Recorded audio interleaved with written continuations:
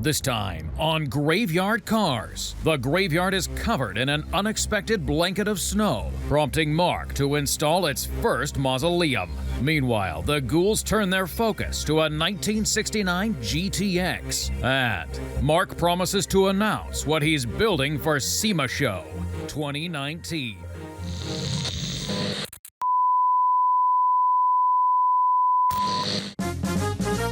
Here's the story of a cat named Iceman, that's me, who was training up 3 very nutty ghouls. All of them had their own issues, like their leader, but he still called them fools. Worse than that, it's a story of the Iceman's woman who was bringing up Alyssa Marie Rose. Iceman Seed now has her own daughters. The youngest one has curls. That's Brookie. And then one day Iceman said to his wifey, "You know what, babe, I've got a crazy hunch that this group should somehow form a car shop." That's the way we all became the Graveyard Bunch. The Graveyard Bunch. The Graveyard Bunch. That's the way we became the Graveyard Bunch. Yeah!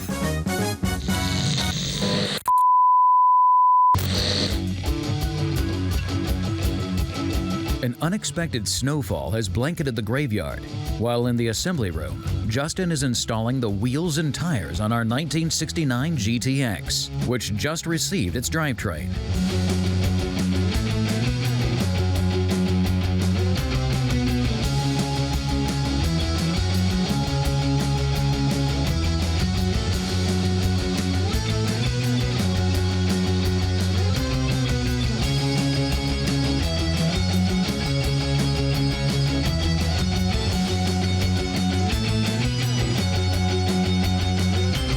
Most of the Mopars at Graveyard Carz undergo original equipment style restorations, meaning they receive factory correct as opposed to aftermarket parts. But with the GTX, the customer wants to add a popular second-day add-on, the classic Krager SS wheels.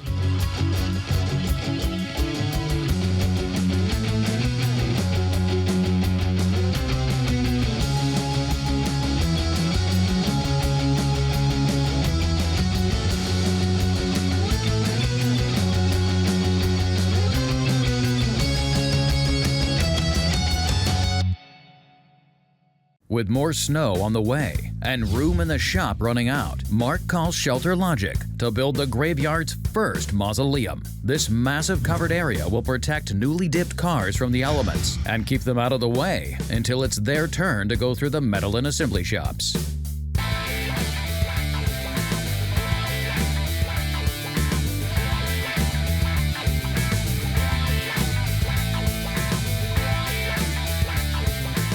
It's a 70 Challenger, and we just got our shift linkage from Pass On Performance and just getting ready to install it right now. I'm going to put the Z-bar in and then follow that up with the reverse lockout linkage.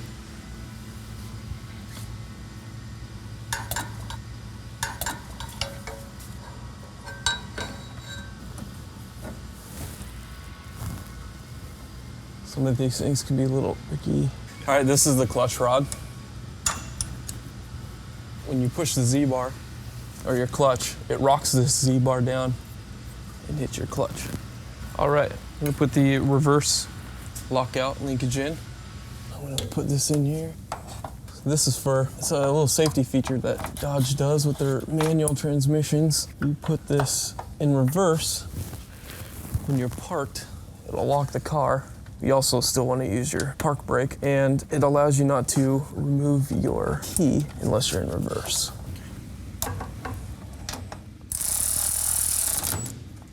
That I used last time.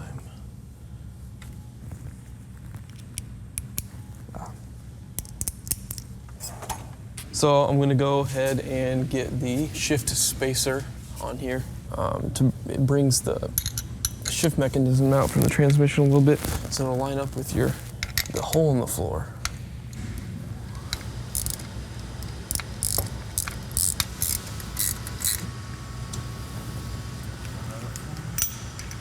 The pistol grip will stick right in there. Once it gets put through the floor, I can go through and actually connect that stuff. But we'll do that stuff up top. Now I'll get the shift mechanism up in here. This one's a little tricky. It's kind of tight. Line up the bolts where they need to go. One right at the top. Tighten these bolts. Don't give you much room up here. Once I get this thing tightened up, I can put all the shift linkage rods on. Okay. I'm gonna go ahead and put the shift linkage rods in. Start with the middle. Yeah, there's 3 rods that go on here. 2 will come through this, the frame rail right here. And then 1 will loop down around the K-member. There's nothing you have to be super careful of. I mean, you want to make sure that your rods aren't going to rub against the frame right around here. Yeah, so once you get all these in place, you go ahead and you can go ahead and set your neutral gate. Basically, it lines up all of your gears for neutral, and so you can move through neutral freely. And then this is our reverse linkage rod, and then that will attach to our reverse lockout. So this rod right here, when you put that thing in park, it moves this rod right here and twists this up, and that will push a lever up onto your steering column, which causes it to lock it out. See how those move? This is the rod coming off of the reverse lockout. Now that I got the rods connected, I can go ahead and adjust my neutral gate.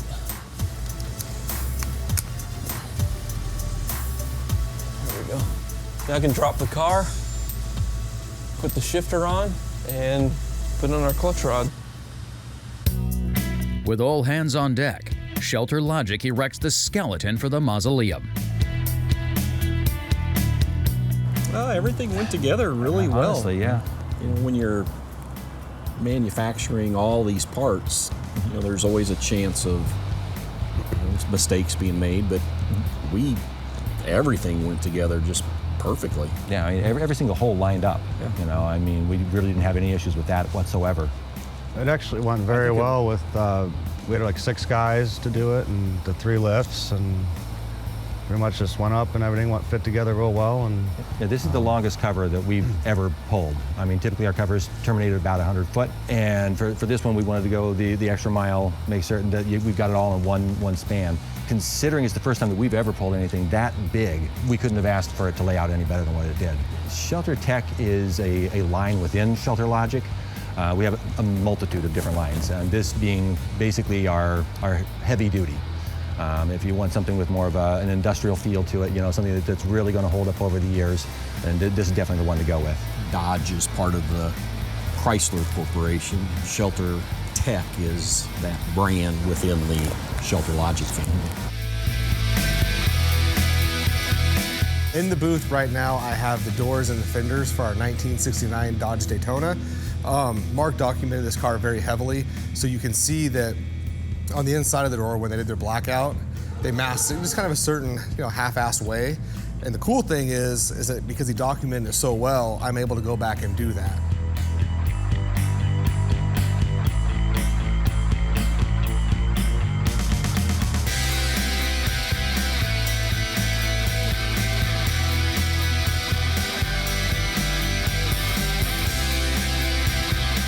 You're never going to see it unless you take the car apart, but it's one of those features I think is cool to have. If I was redoing the car and it was my own, I would do the exact same thing. And like I said, it's not a feature that's a big deal, but to me it is. So if somebody ever takes that door panel off, you can look and know that we redid it, but at least you can say, wow, they redid exactly what factory did back in 1969. Right now, the guys are getting ready to disassemble a 1969 Dodge Charger Rtsc. Now, this is a very unique car. The fact that it's most likely one of only one ever built just like it, okay? They built 391 Dodge Chargers in 1969 with a power sunroof. This car's an Rtsc. They only built 29 of them. Now that's the latest and the greatest information that we have to date right now. If you take into consideration, along with that one of 29, the color T5 copper, it's got leather interior, which was standard on the SE. Also has power windows, speed control, AM8 track, and a tick-tock tack. You add all those things together and you're talking about a very, very rare car. One of the things they have to do is look very carefully and be very cautious when they disassemble the interior. You got that? The reason for that is we're looking for the broadcast sheet. In 1969, on that fender tag, nowhere does it say that it's a sunroof car. That only appears on a broadcast sheet. Now, the fact is, most likely, that broadcast sheet is not in there. Even though it's a fairly original car, mice have been in there. When there's mice in there, there's usually little confetti shreds of what's left of a broadcast sheet. But you guys gonna do a good job, take it apart carefully. I'll be here to torture them. What do you think? You ready to start disassembling a car? Yes. Let's do it. Good. You got your hammers and chisels out? Yes, sir. And I crescent love wrench? it. Huh? Nothing. Yeah, I didn't think so.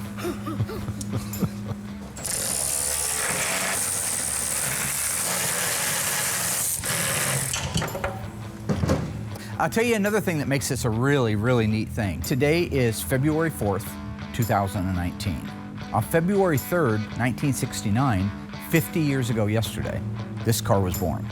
So on its 50th anniversary, that's the day it's getting disassembled. 50 years and 1 day to the day the car was built. So it's a pretty special car and I'm excited to see it get taken apart.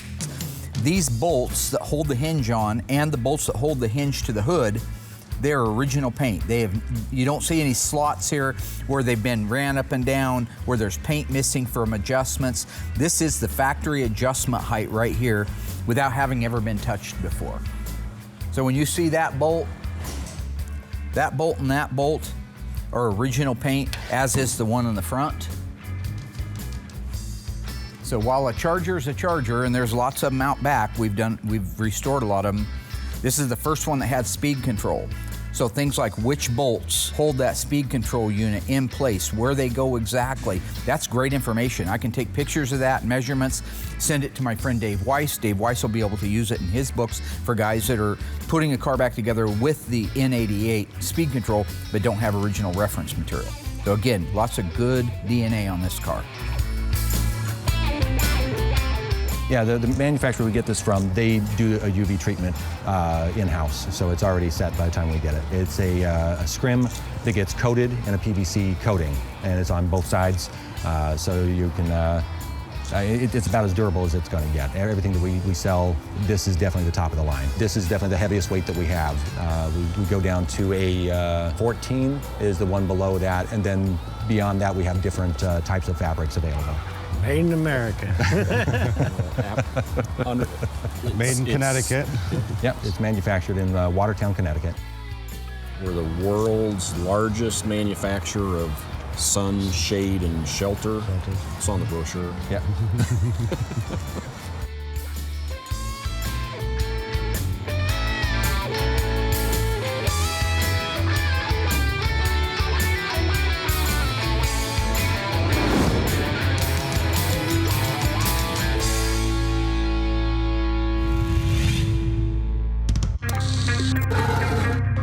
Up next, Cousin Dougie and Justin continue the disassembly of the 1969 Charger Rtsc. Now we should be able to get that valance free. Okay. And we're all waiting for Mark to finally reveal the car he's going to build and equip with the first ever third generation 426 Hellephant engine.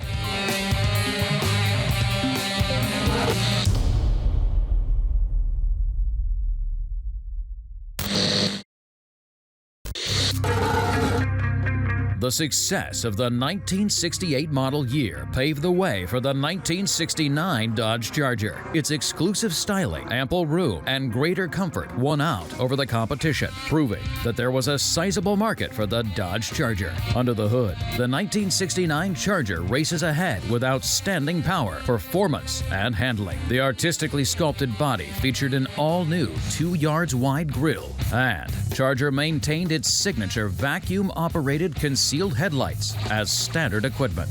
But that's just the front. There's no mistaking the full-width taillight package, beautifully divided to wrap up the overall Charger.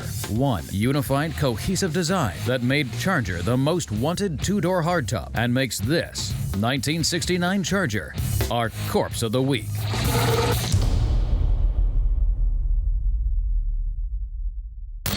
You notice this original paint right here? So this car is either original paint, like I'm saying, because there's no marks on any of the bolts, or possibly Willie, Run DMC. had his hand up. Willie! You paint this cowl panel, buddy? Hey, he's ignoring me right now. That's okay. I like your color a lot better than factories anyway. Okay, don't mean to get in anybody's way there. Go ahead.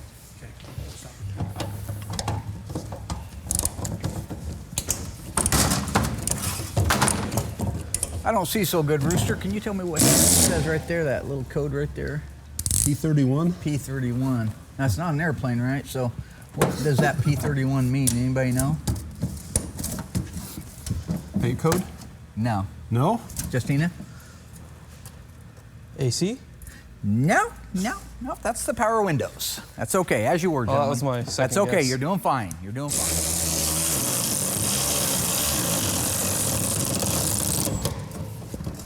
Gonna give the boys some little pop quizzes from time to time, see how they're doing on their codes. These guys are dropped out in the middle of a military zone and their lives depend on these codes. They're gonna wish they knew them. You help me out, I don't see so good. What is that darn thing right there? R22? It's a R22. What's that R22? I always forget. Just know the answer, shoot it right out there. Don't be shy. Radio? Oh, radio, very good. What kind of radio? This is where you'll look and see what it's got in it, but it's missing. AM, FM? No, 8-track? AM 8-track. AM 8-track. That's right. Seriously? Yeah. That is pretty good. awesome. I can't see so good. What is that code right there next to my thumb? Fender lights? Let's tell the L31. audience. L31. Yeah, but Fender. they are fender-mounted turn signal indicators, except in this particular case, it's hood-mounted because it's a Charger.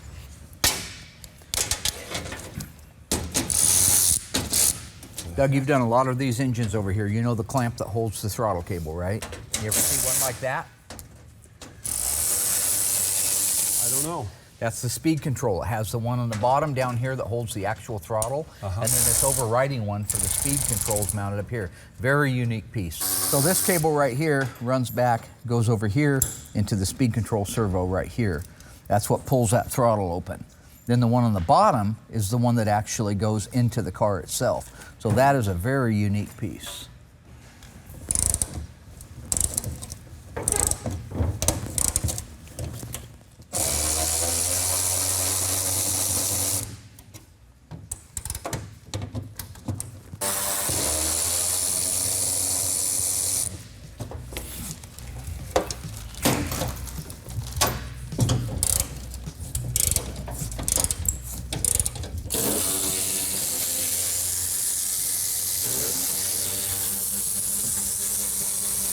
Seems kind of different.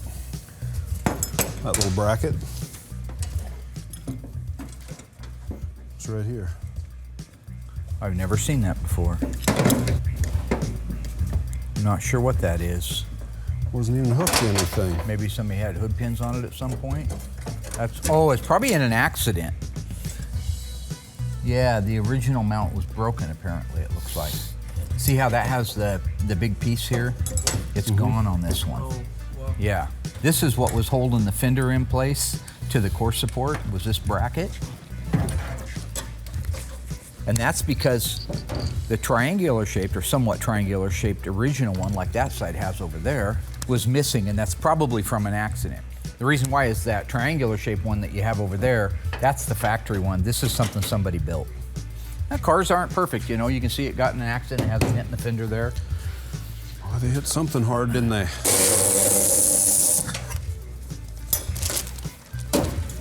Sorry. Yeah.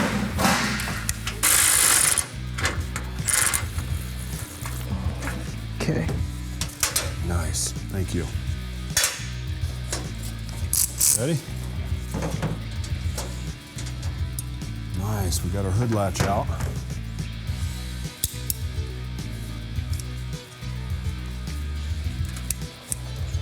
Cool.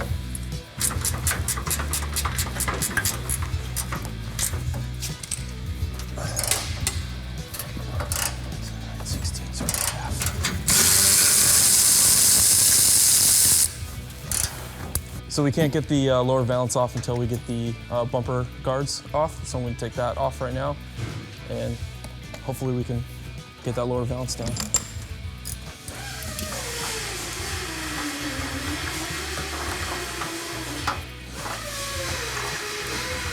All right, now we should be able to get that valance free.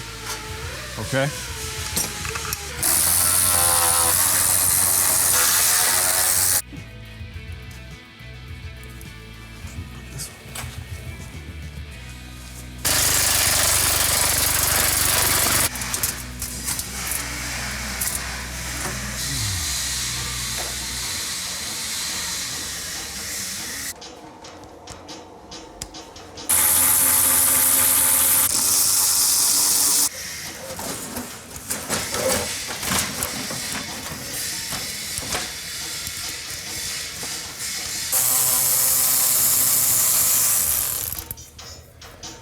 Okay, so look at all that undercoating. I had to dig all that off there in order to get a socket on that thing so I could get it loose. Okay. Will interrupts Justin and Dougie to get the Little Dent wagon and the 2017 SEMA CUDA outside and loaded up to be shipped down to Los Angeles for the Auto Classic Car Show, which the Ghouls will be attending at the end of the week.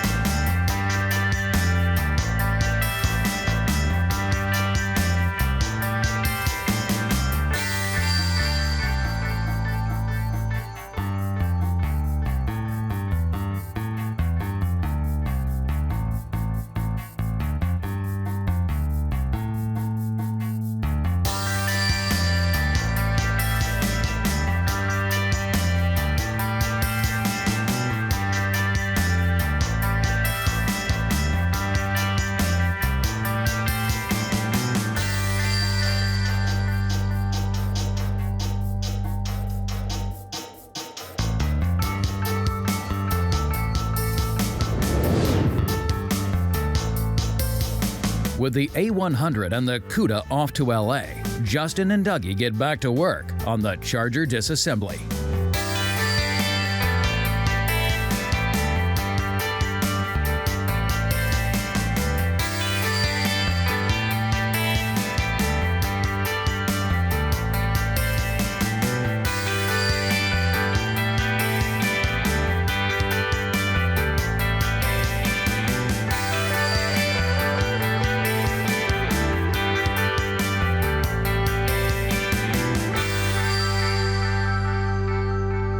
In our Corpse of the Week, we learned that there were some design changes that distinguished the 1969 Charger from its predecessor, such as the grille and taillights. What remained virtually unchanged on the 1969 Dodge Charger from its 1968 predecessor? Was it the tires, the body, the side marker reflectors? Think you know? Find out after the break.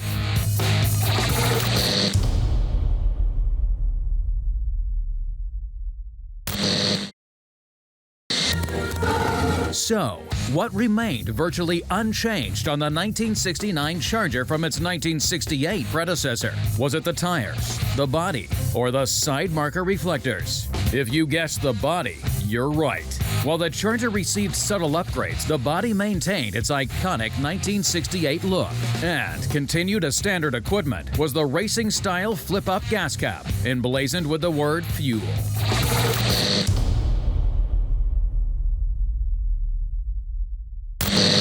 Okay, so we have the fenders off now, and we're going to go ahead and start disconnecting all the engine connections. Now that Mark is done distracting us with trivia on the VIN tag, we can actually get to tearing the stuff apart on the inside of the car, or under the hood, I should say. So make our disconnections so we can drop the drivetrain.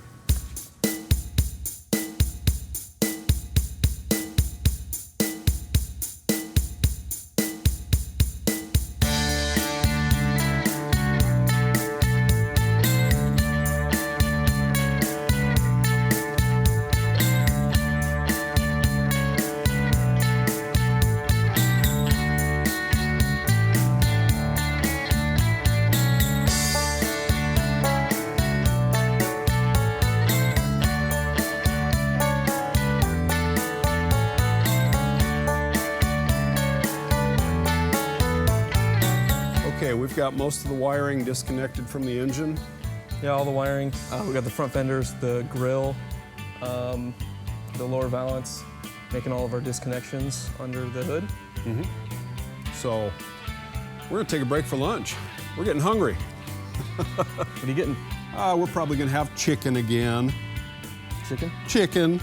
Thinking a burrito. Burrito? Yeah. Okay.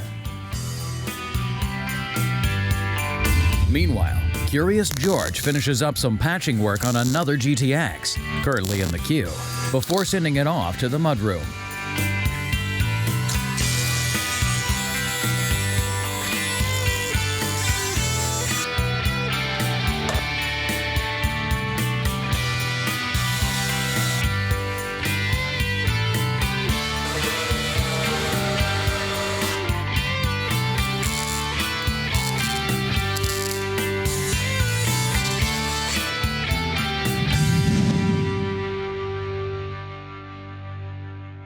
Now that we got the drivetrain installed in the 69 GTX, I can go ahead and start putting some bright work on and our side markers.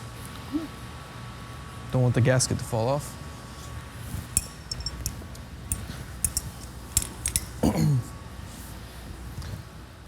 So what I do, put that support bracket right behind it. Makes it a lot easier to locate the holes. You got to be careful with these because if you go too tight or try to go too fast, you can break off the studs for the quick nuts. And if you do that, you got to get a new one. There you go. Not too tight, not too loose. Now I'm going to go ahead and start getting our body trim on here. So a good way to make sure you got these put on correct is these got a little contour that go with the shape of the wheel opening. Set that there and start setting your alignment and spacing on the studs. And you think you got it lined up good, you can start go ahead and putting the nuts on.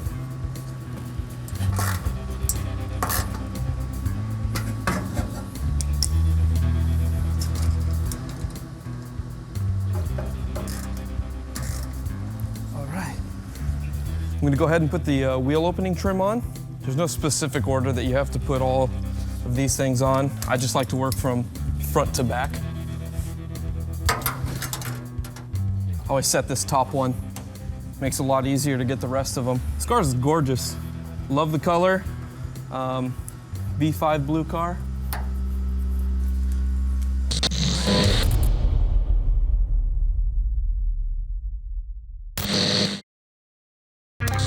Coming up, Justin shifts his attention to our 1969 GTX, installing the ornamentation and chrome moldings. These you have to be really careful when you're tightening down the nuts, that you don't over tighten them or else they will snap. And Mark has still yet to announce the 2019 SEMA car he's going to build and equip with the very first Hellephant engine.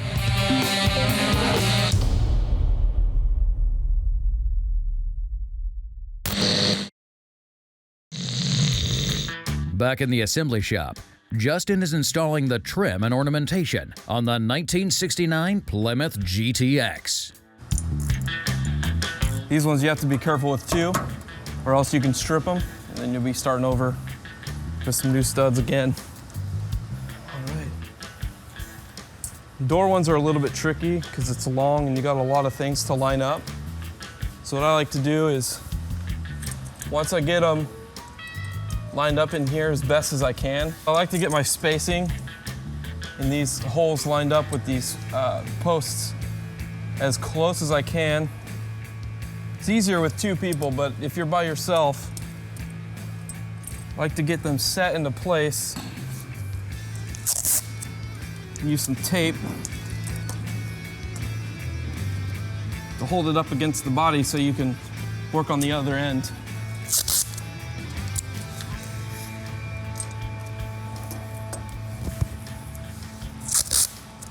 Definitely don't want these popping off and scratching up Will's beautiful paint job.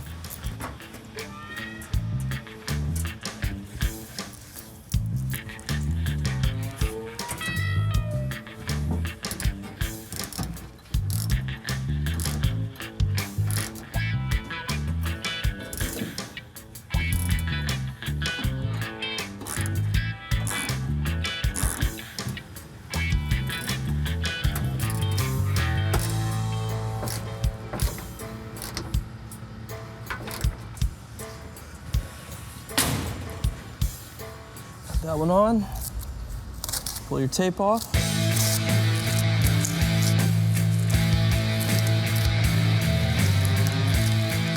There you go, starting to look good.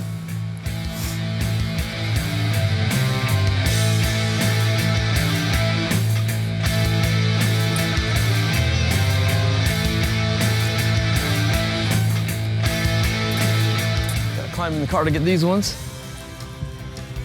Makes it a little bit trickier if you have your window regulators in already.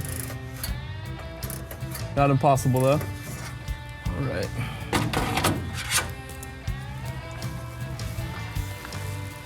So one more back here. All right, now that I got that trim on there, I can go ahead and throw on the GTX logo. Gonna go ahead and do the same thing with this as I did with the trim. Use the tape. Keep it on there for me.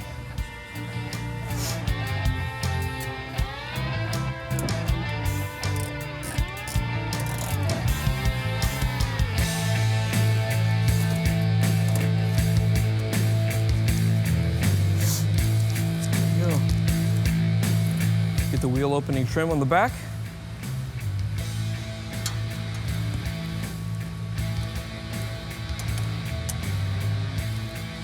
All right, now I can move on to the last piece of trim on the back quarter panel. And then set our last side marker. That's it. Make sure all the holes line up.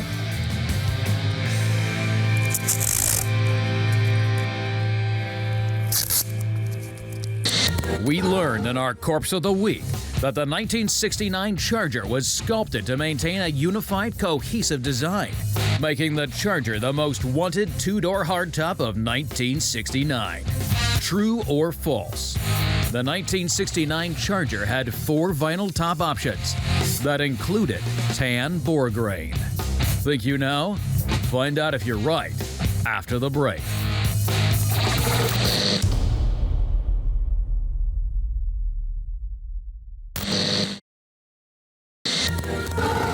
So, we learned in our Corpse of the Week that the 1969 Charger was sculpted to maintain a unified, cohesive design. Now, we've made the claim that one of the 1969 Charger's 4 vinyl top options included tan bore grain. Were we telling the truth? We were. Tan bore grain was included as an option along with white, black, and green. If you didn't know, now you do.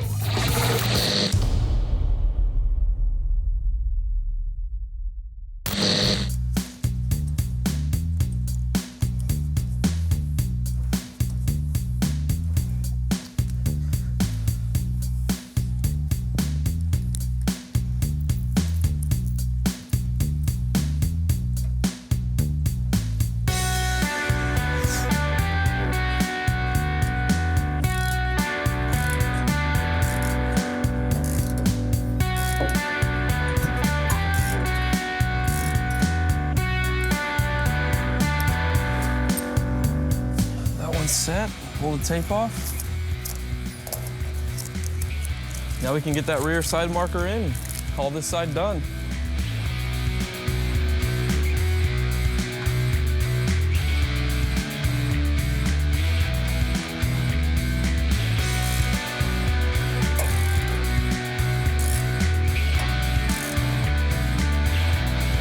There we go. Now that I got this side done, I can go and do the other side. It goes pretty easy. As long as you get everything lined up, it's just a breeze.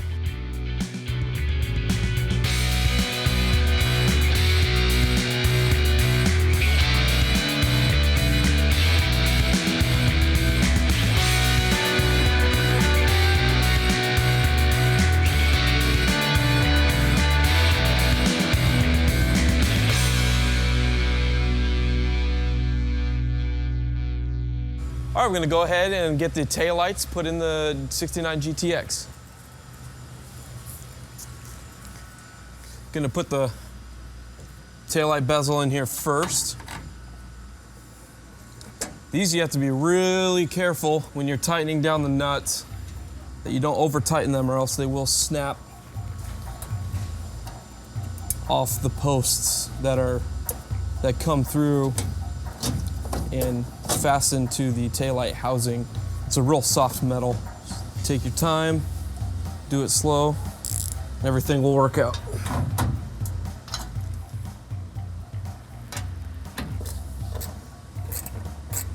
Yeah, if you tighten these up too tight, they will strip out. So you just have to be careful, take your time. What I like to do is get each of them just a little bit tight, and then you go through and make your final adjustment so you get even pressure all the way around.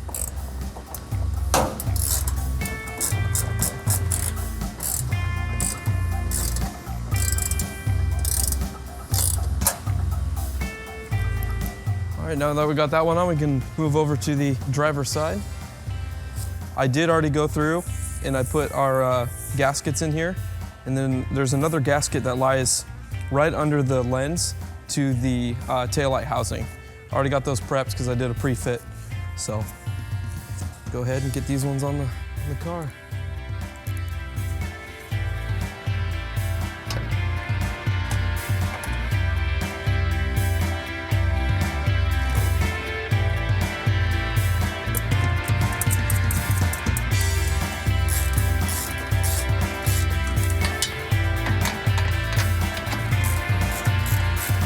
These aren't really difficult to put on. It's just you really have to be careful with how tight you make everything because you really do not want to break off those studs.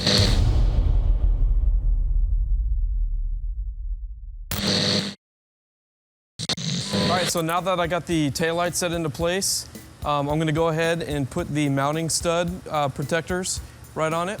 And these, they just slip right over the studs.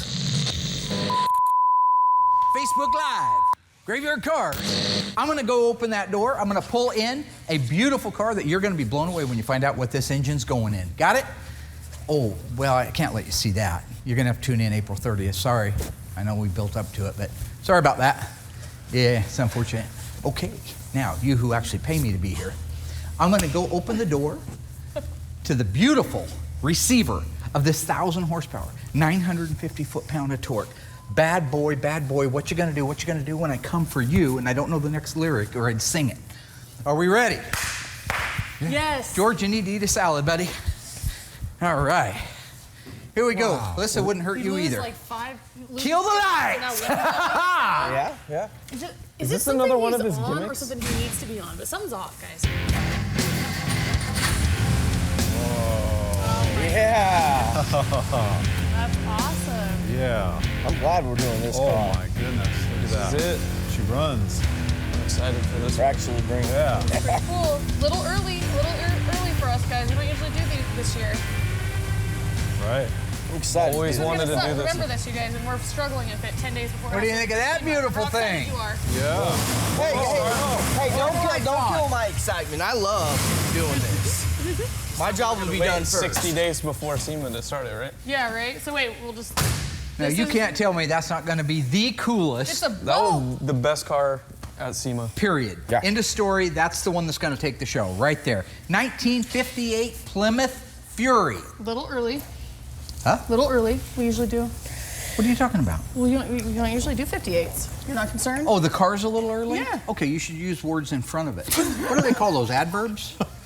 You kind of link them together and make a sentence out of them. Yeah. No. That is a 1958. It's a little earlier than the cars we're used to, but it has significance because of the cool movie Christine. It's your favorite movie. It is one of my favorite That's why movies. we're doing it. Well, you've seen it, right? Yeah. Georgie, you seen Christine? Yeah, I've seen it. Oh yeah, plenty of times. Everybody, you've seen it. I made you watch it as a kid 50 times. I know every one of the words. I know. Yeah, old pretty man cool. Darnell. Yeah, well, don't think about it too long. I'll throw you out on your bad word ass. You still said a bad word. No, bad word is not a bad word. It's replacing a bad word. Anyways, well, this is cool. It's gonna be 58 cool. Fury. Take a look inside this bad boy. Can't tell me that Hellephant isn't going to fit beautiful Oh, in there. that's gonna- Look at the room. Look at that room. Plenty of room for it. Although I got to say that is one tall engine. So we may have to section that lower cross member to drop it down in the saddle some. We'll get hold of old Ron Jenkins out there at Magnum Force and see. Need a lot of room for that supercharger. You need a lot of room for it. Because I don't want to do anything just like the cars in the past. I want the outside of this car to look 100% as it did in the motion picture. Exactly. Are we going to soup up the brakes or anything? No, you don't need to. They're already souped. Why would you want them souped up? Already souped Well, up. I, Thousand, stop it. 1,000 maybe, when you want horsepower? your car to I stop? never care about how fast I stop. I care about how fast I get there. There you go. Okay. That's why I adjust all the mirrors in the car to me and not behind me, because I don't want to see where I've been. I want to see how cool I look getting there.